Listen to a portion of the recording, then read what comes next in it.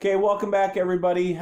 We are chapter 13, section 3 of our history textbook, starting on page 400. The title of this section is Southern Cotton Kingdom. American Diary. Quote, I have just returned from Philadelphia. My business there was to lodge a model of my machine and receive a patent for it. I accomplished everything agreeable to my wishes.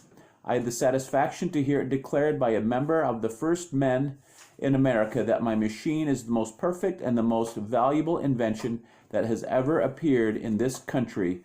I have received my patent.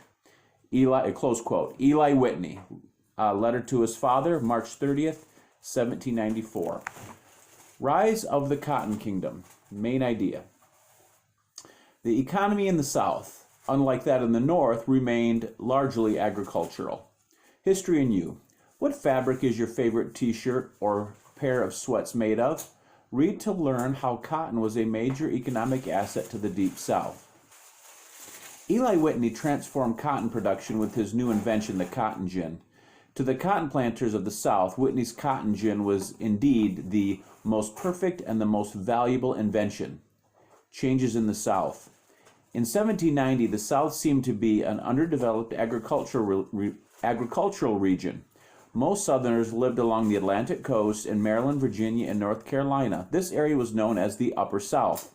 By 1850, the South had changed its population. Slow down. By 1850, the South had changed. Its population had spread inland to the deep South, which included Georgia, South Carolina, Alabama, Mississippi, Louisiana, and Texas. The economy of the South was thriving. That economy depended, however, on slavery. Having all but disappeared from the North, slavery was growing stronger than ever in the South. Cotton rules, the Deep South. In colonial times, rice, indigo, and tobacco made up the South's main crops. After the American Revolution, demand for these crops decreased. European mills now wanted Southern cotton. However, cotton took time and labor to produce. After harvest, workers had to carefully separate the plant's sticky seed from the cotton fibers. Cotton production was revolutionized when Eli Whitney invented the cotton gin in 1793. The cotton gin was a machine that could remove seeds from cotton fibers, dramatically increasing the amount of cotton that could be processed. A worker could clean 50 times more cotton each day with the machine than by hand. Furthermore, the gin was small enough for one person to carry from place to place. Page 402. Whitney's invention had important consequences, or results. Because the cotton gin processed or prepared cotton fibers so quickly, farmers wanted to grow more cotton to increase their profits. Thus, they needed more laborers. Many Southern planters relied on slave labor to plant and pick their cotton. By 1860, the economies of the Deep South and the Upper South had developed in different ways. Both parts of the South were agricultural. The Upper South produced tobacco, hemp, wheat, and vegetables. The Deep South was committed to cotton and in some areas to rice and sugarcane. The value of enslaved people increased because of their key role in producing cotton and sugar. The Upper South became a center for the sale and transport of enslaved people throughout the region. Reading check. Describing. What effect did the cotton gin have on the South's economy? Industry in the South. Main idea. Industry developed slowly in the South for a variety of reasons. History and you. To get to school, do you take the bus, ride in a car, or walk? Read to learn how the people of the South traveled.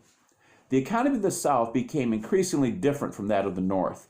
The mostly rural South contributed only a small percentage of the nation's manufacturing value by 1860.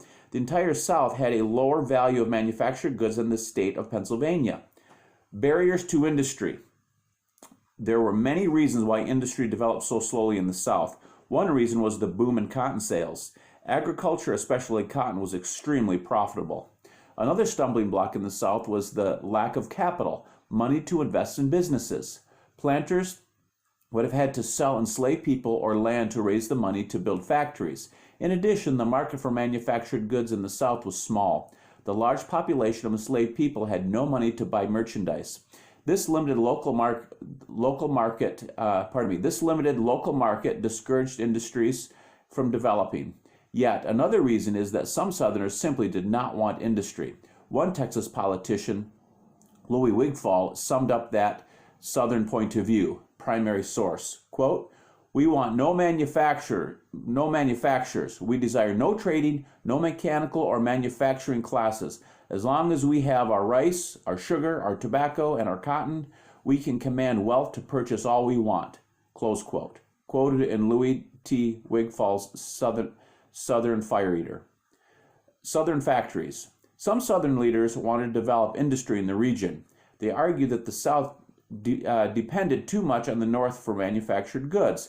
These leaders also argued that factories would help the less prosperous economy of the Upper South.